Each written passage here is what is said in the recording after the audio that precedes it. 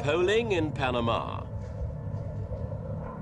This was the scene on referendum day recently, when the people made probably their most important decision ever on who will control their most valuable asset, the famous canal.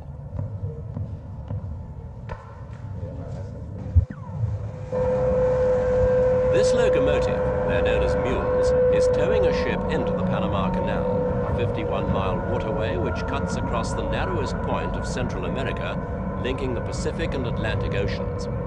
At the Pacific end, ships are raised or lowered 54 feet by a flight of locks. Building work on the canal was completed in 1913, and it quickly became the Western Hemisphere's equivalent to the Suez Canal.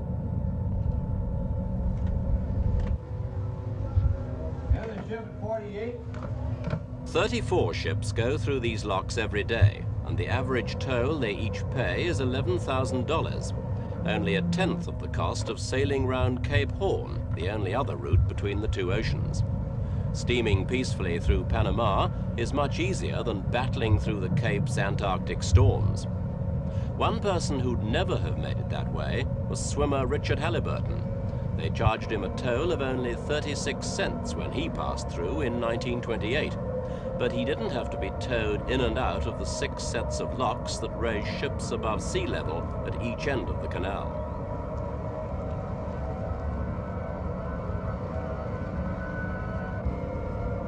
Under a treaty signed by the United States and Panamanian governments in 1903, an American company operates the canal. Then Panama had only just formed its first national government. The region had been a province of neighboring Colombia, which rejected US terms for such a treaty. So Panamanians declared independence with American military backing. The US also controls the Panama Canal zone under the treaty, so a mini-America divides Panama in two. The canal workers and their families who live there, most of them are US citizens, live out the American dream, of which these volunteer cadets from a local high school are just a part.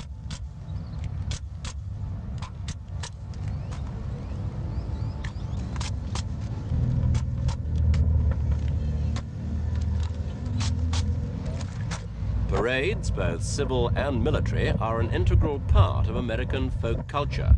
But in the canal zone, these rifles and helmets have a special significance.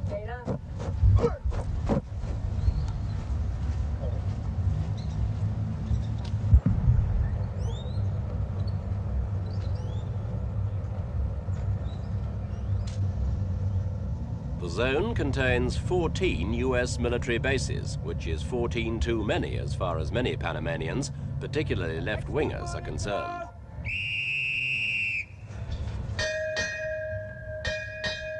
The main role of the 10,000-strong force is to protect the canal.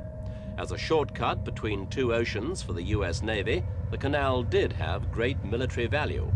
Now there's a US fleet in each ocean. But the zone still has a high strategic value in both global terms and to the Western Hemisphere. And its semi-tropical swamps are such a good training ground, the US Army have located their jungle warfare training center here.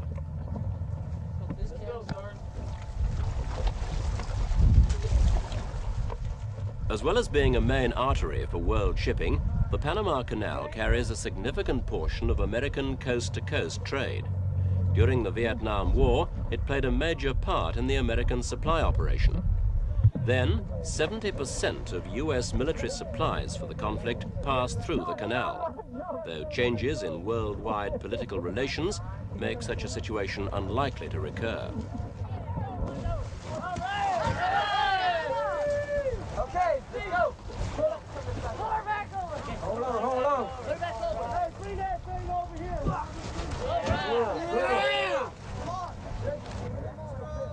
America's interests will clearly need continued access to the canal. But recent events have shown that Pentagon planners don't believe controlling 1,000-square-mile jungle training zones a strategic necessity.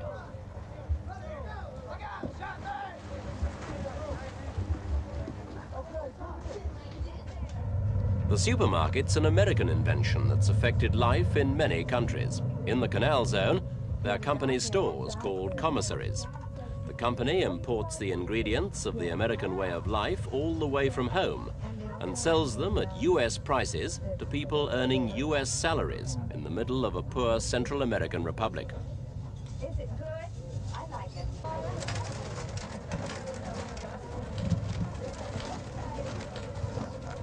Food and drink aren't the only technically advanced appetites catered for in the canal zone.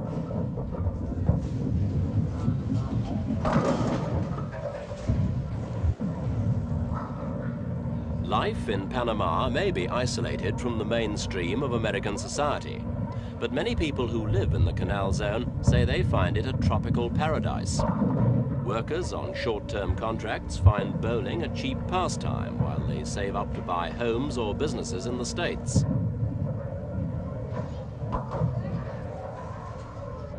But sport's not such a luxurious matter on the other side of the canal zone fence. The average standard of living in the Panamanian republic's much lower. Ill feeling against the American presence led to rioting in this, the zone barrier area, in 1964. Gunfights broke out between Panamanian guerrillas and US forces. 24 people died, and the canal zone's existence has remained a thorny problem.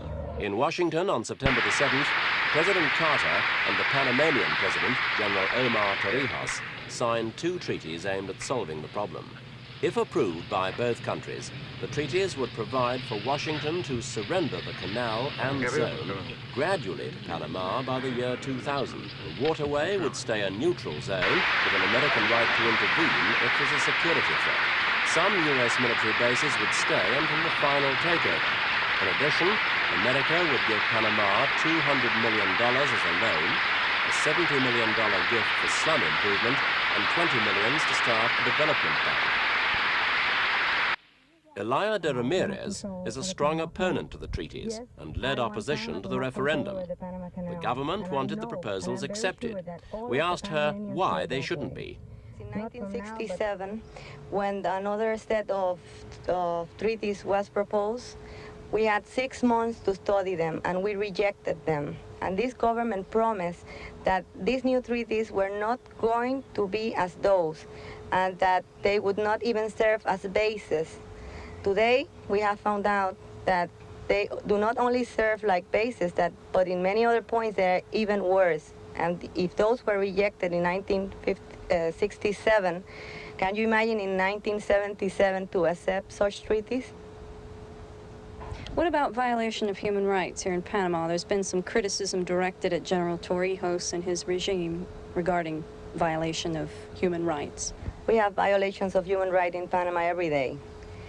For instance, the exiles, that's a violation of human rights. In our Constitution, the one that Torrijos made in 1972, in Article 29, it clearly expressed that no Panamanian can be exiled from his country.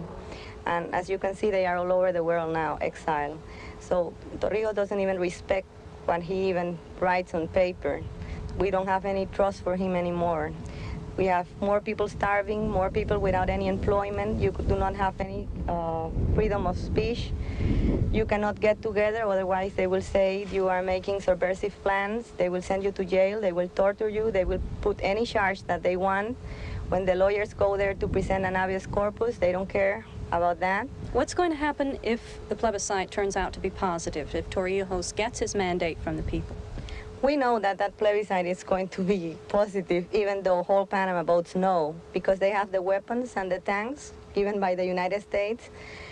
So we are a people that is unarmed, but we have our dignity and we're going to fight. We don't care if we die, but we are going to fight for what we want, and we are going to show the whole world that even though Torrijos and his regime can kill all the Panamanians, we are going to give an example of dignity to the world. The issue's obviously an explosive one, and the campaign was marked by marches and passionate speeches. These treaty opponents were mostly left-wingers.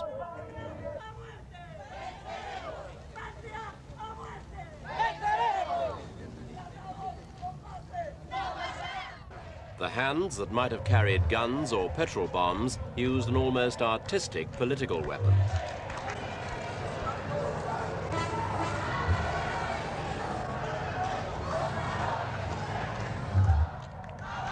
This march by students opposed to the treaties took place in Panama City 3 days before the crucial referendum.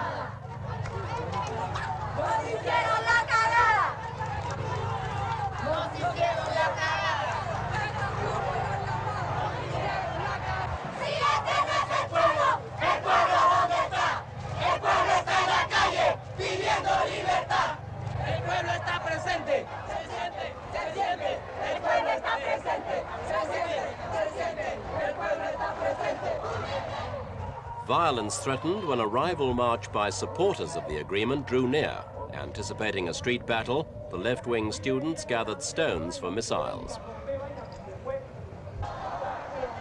But police officers of the paramilitary National Guard put a cordon round the pro-treaties marchers and kept the two sides apart.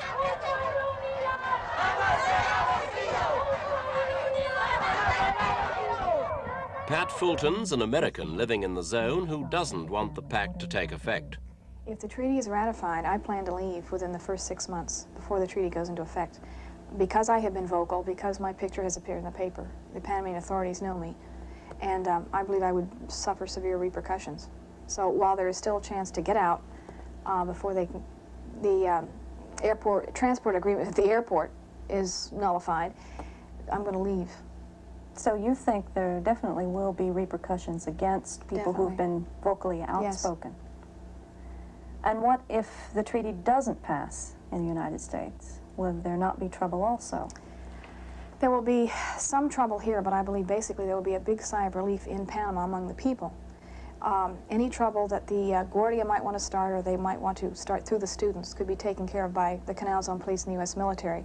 I would feel that the right decision had been made at this point, and I would be willing to go through whatever hardship was necessary for the sake of waiting for a better treaty. What will happen then? Will there be rioting? Will there be open war between Panama and the United States? One of the chief effects, I think, will be the fall of Omar Torrijos. Now, this is only my theory, and it's not something I can absolutely prove, but the man needs money in large quantities, like a hemophiliac needs a blood transfusion. And without this money that will come through the treaty, the man will not be able to prop himself up anymore. And I feel that the forces within the Panamanian people who have been waiting for him to get out will take advantage of the situation. He does not have much time left, I think. Referendum day dawned quietly enough, but 3 out of 4 voters were to turn out to say yes or no. There were only 6 weeks between the Washington signing and the voting itself. So did the Torrijos regime have a reason for speeding things up? Pat Fulton again. I feel the Torrijos government wanted to hurry up and get it over with, and to be able to present to Carter the approval of the Panamanian people. The Panamanian people that I talk with, and I am in contact daily with them, are very cynical, believe that no matter what happens, it will still be a yes vote because the government is counting the votes. A little man who cuts the grass in my neighborhood came to me yesterday, and in Spanish he was asking me, just pleading, tell me about the plebiscite. Is it true you can't vote no? Is it true you have to vote yes? And I said, no, you can vote no, but they will know who votes no. Because you're going to write down your name and your identification number when you do vote. General Torrijos' vote was in no doubt. He's a soldier who overthrew the country's existing government in 1968, abolishing political parties, censoring the press, and driving opponents into exile. Even so, he did tolerate open opposition to the treaties during the referendum campaign.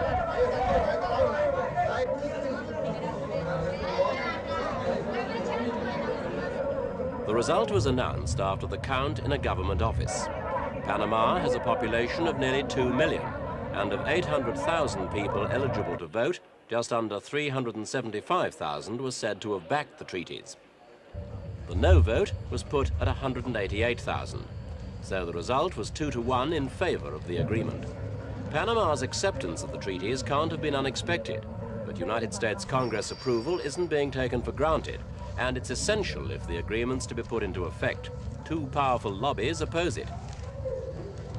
While the Pentagon's accepted the scheme, some defense-minded politicians say the agreement actually weakens America. They claim the treaty provisions mean Panama wouldn't stop communist bloc warships or submarines using the canal. Other politicians say the canal should stay American, simply because America rented the land from Panama and America built the canal. The canal plan's just won its first round. If the Americans accept it, the future of the canal, and indeed of Panama itself, may be peacefully solved.